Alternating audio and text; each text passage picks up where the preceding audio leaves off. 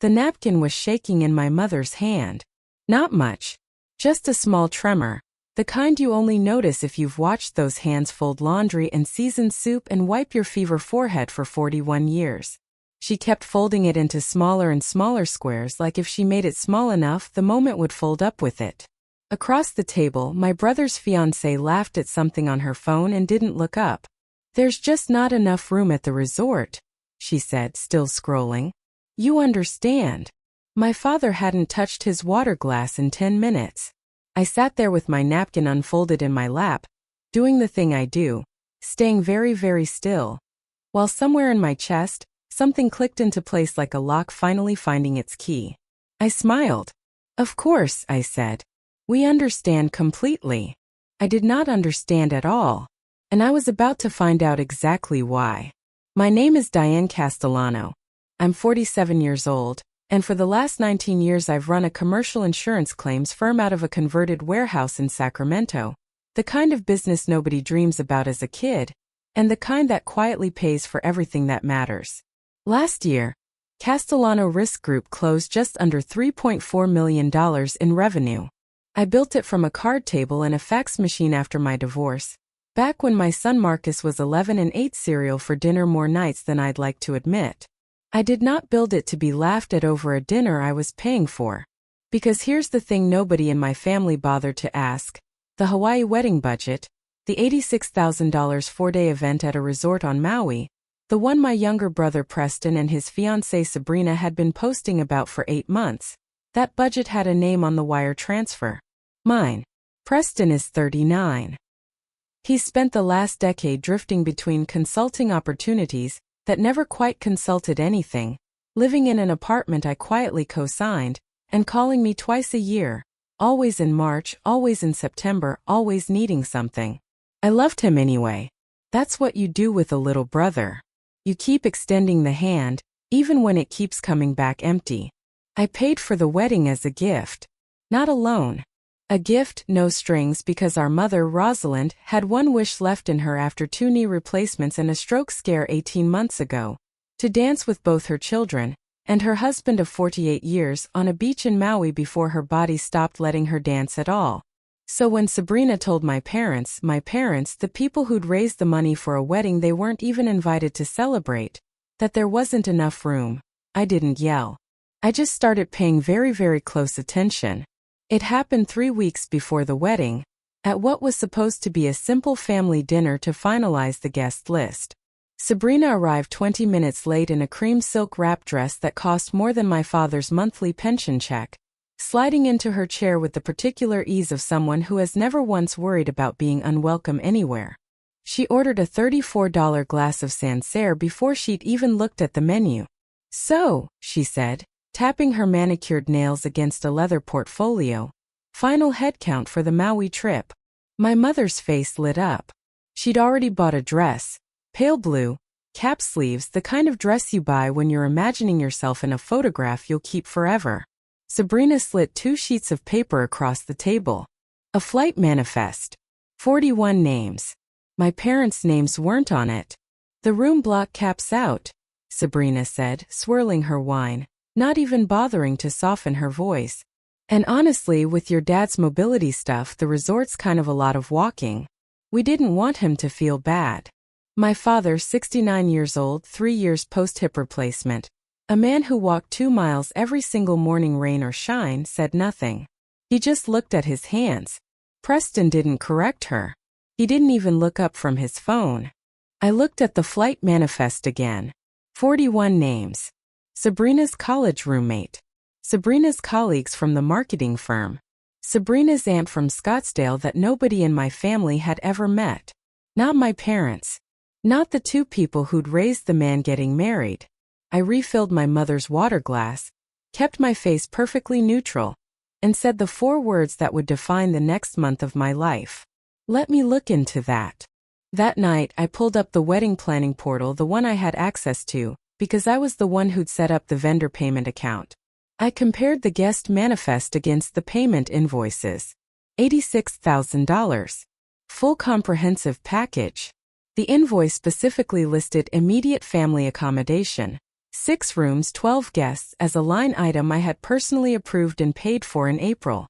6 rooms, 12 guests. My parents were supposed to be 2 of them. I called the resort's events coordinator the next morning. Using my business voice, calm, procedural, the voice I use when a client tries to lowball a claim. "I'm just confirming room allocation for the Castellano Reyes wedding," I said. Specifically the immediate family block. There was a pause, some typing. "I'm showing that block was modified on June 2nd. Reassigned to, let me see, VIP bridal party, external. June 2nd. 3 weeks before the there's no room conversation. I called Preston. Kept it light. "Hey, I noticed the room block got reassigned back in June. Mom and Dad's names came off. What happened?" Preston laughed. That easy, unbothered laugh he's had since he was 9 and broke my bike and blamed the neighbor kid. "Oh, that's just like a logistics thing," he said. "Sabrina's event planner does dynamic room allocation based on RSVP tiers. It's a whole optimization algorithm for the block rate negotiation with the resort. Mom and Dad were technically unconfirmed in the system, so they got auto-deprioritized. It's not personal, D. It's just how the software works. An optimization algorithm. For his own parents." I said, "Ah, that makes sense, thanks for explaining." In the exact tone I use with a claimant who's lying to my face about a fender bender. I did not believe one word of it. I asked my assistant Renata, who has a gift for finding things, to pull the resort contract addendums, the ones I had as the payer every legal right to access. The June 2nd change wasn't a software optimization. It was a manual email, sent from Sabrina's account to the event coordinator. Subject line: room swap. Need 2 comp rooms for my dad's business partners. Cut the Castellanos. Cut the Castellanos. My own last name. Cut. The 2 rooms my parents were supposed to have went to 2 men named in the email as Gerald and Tom, Dad's investors. Comping them looks good for us. Sabrina's father was using my parents' wedding rooms I paid for, to court investors for some real estate deal.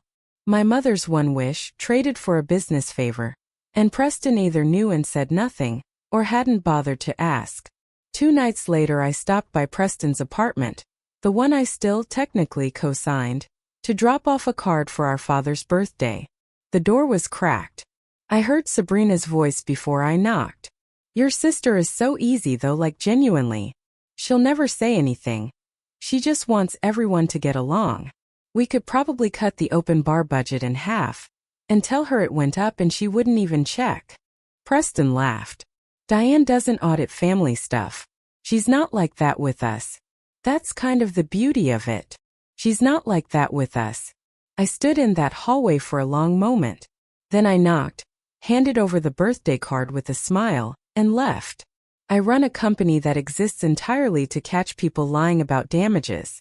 I had spent 19 years training myself not to be easy. My own brother had just told his fiancée, with total confidence, that the woman who wired $86,000 for his wedding was too soft to check her own receipts. He was about to learn how wrong that was. One more thread bothered me, the Dad's investors line. I asked a colleague who does background verification for claims fraud to run a light check on Sabrina's father, Gerald Reyes, purely out of professional habit.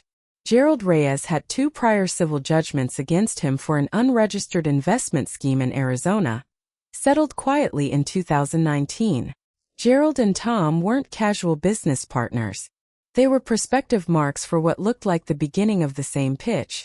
A wedding used as a backdrop for legitimacy, comped rooms as a courtesy that made the opportunity look real. My parents hadn't just been cut for space. They'd been cut to make room for a con. I made a decision that night, sitting alone in my kitchen with the printed email and the background report side by side on the counter. I was not going to confront anyone with facts. Facts delivered early just give people time to build a better lie. I know this because it's my entire job. The client who confesses immediately is never the dangerous one. It's the one who has 3 weeks to rehearse. So I decided to become, for the next 3 weeks, exactly what Sabrina already believed me to be: easy. I started small. I texted Preston that I was so overwhelmed with work stuff, can barely think straight. Sorry if I seem out of it. I let my calls with Sabrina about final payments go soft and distracted. Sure, whatever you think is best. You have such a good eye for this stuff. I stopped asking follow-up questions about invoices I'd normally have flagged in 90 seconds. At the final vendor call, I let my voice go a little thinner than usual, let a long pause sit before I answered simple questions, and once carefully deliberately said, "Sorry, can you repeat that? I've been so foggy lately," when I understood the question perfectly well the first time. Inside, I was doing math like my life depended on it. Let them believe the checkbook is unguarded. An unguarded checkbook makes people careless. Careless people write things down. My husband, Alan, found me at the kitchen table that week surrounded by printed invoices, color-coded and highlighted with the precision of a court filing. "You're being awfully agreeable with them lately," he said, raising an eyebrow. "I'm setting the table," I said. "I just haven't served dinner yet." The wedding was in 19 days. I had one goal: get Gerald Reyes to pitch his opportunity on the record in a room in front of witnesses who couldn't later claim it never happened, and get my parents' erased names back into a paper trail that proved exactly when and why they'd been cut. I set two things in motion. The bait. I told Sabrina, softly, apologetically, exactly the way an easy, foggy older sister would, that I wanted to help make the rehearsal dinner extra special, and offered to personally cover a private welcome cocktail hour the night before the wedding at the resort, just for close family and Preston's people, so your dad can properly meet everyone. I made sure the invitation specifically, warmly, included Gerald and Tom as guests of honor. Sabrina jumped at it. Free hospitality, more room for her father's pitch. I paid the resort directly and had them note, in writing, my parents as hosts of record for the private event. The recording. Nevada and California have different consent laws, so before the trip I confirmed with our resort. Hawaii is a one-party consent state, meaning I only needed my own knowledge and presence in the room to record. I bought a small voice recorder disguised as a leather keychain, tested it twice, and kept it clipped to my bag strap. My phone sat face down on the table during every planning call after that. Recording app running, buzzing softly against the wood whenever a new message came in. A small steady vibration only I noticed, like a pulse under the table. 9 days out, Renata found the final piece. The original vendor contract, the one I had signed in April, listing my parents by name as included guests under the immediate family tier. I had it printed, laminated, and packed in my carry-on, folded inside my mother's blue dress garment bag like a boarding pass for something much bigger than a flight. Then I did the hardest part of the whole plan. I waited. I smiled. I let them believe they'd already won. The welcome cocktail hour was held on a torchlit lanai overlooking the water, 41 guests in linen and silk, a string quartet playing something soft near the bar. My mother wore the pale blue dress. My father had actually made it, walking 2 miles that morning, same as always, out of pure stubbornness.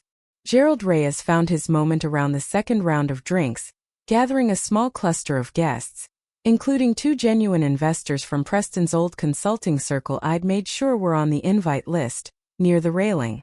"And that's really the beauty of the fund structure," Gerald was saying, glass in hand, voice pitched for an audience.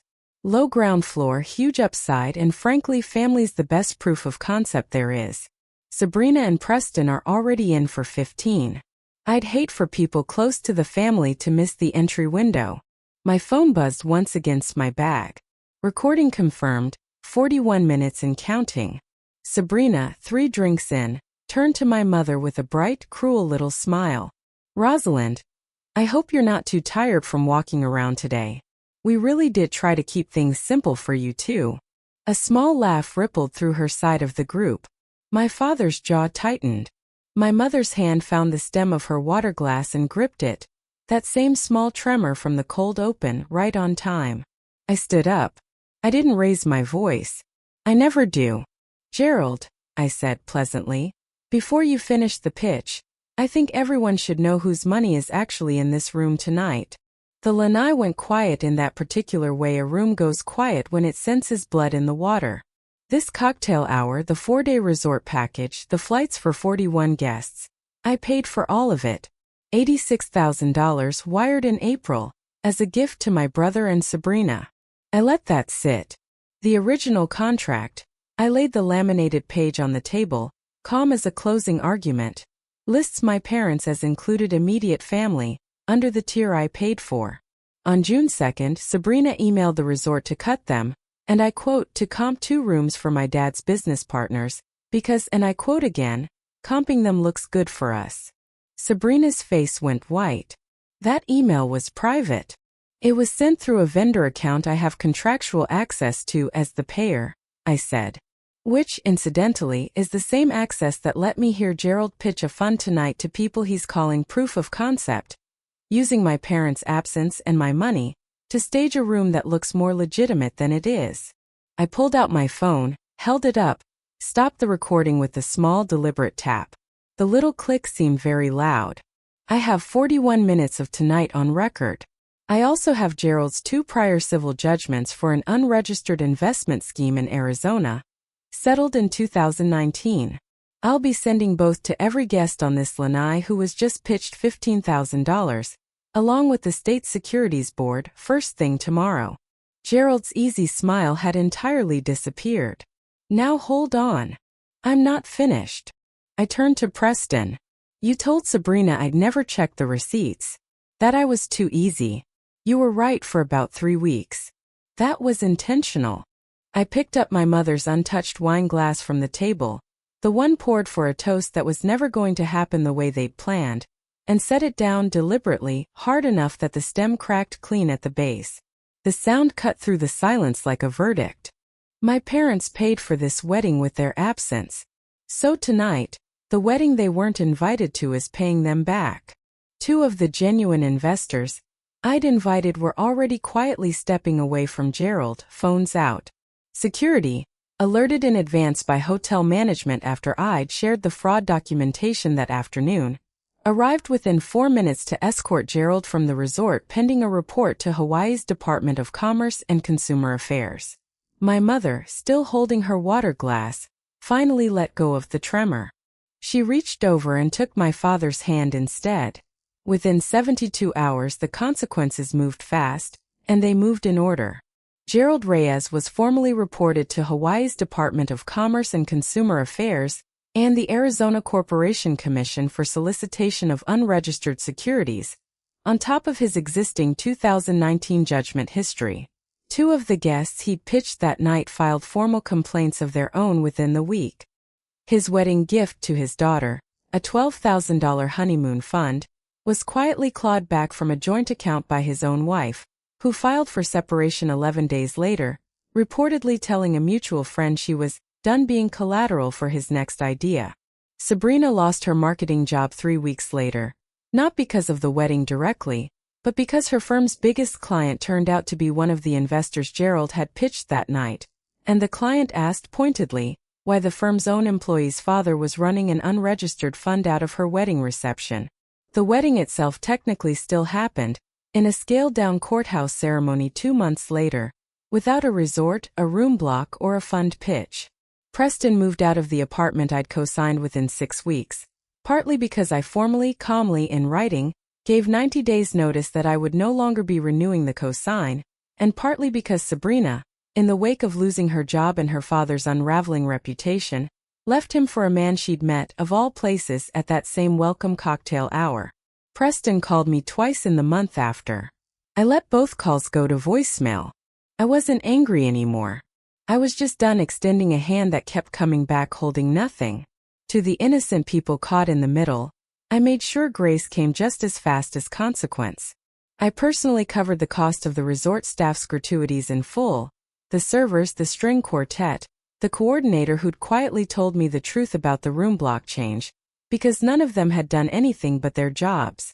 I paid for the 2 genuine investors I'd invited, old friends of Preston's from his early consulting days, to have a private dinner on me the following night, an apology of sorts for using their evening as bait, which they, to their credit, waved off entirely once they understood what Gerald had actually been running.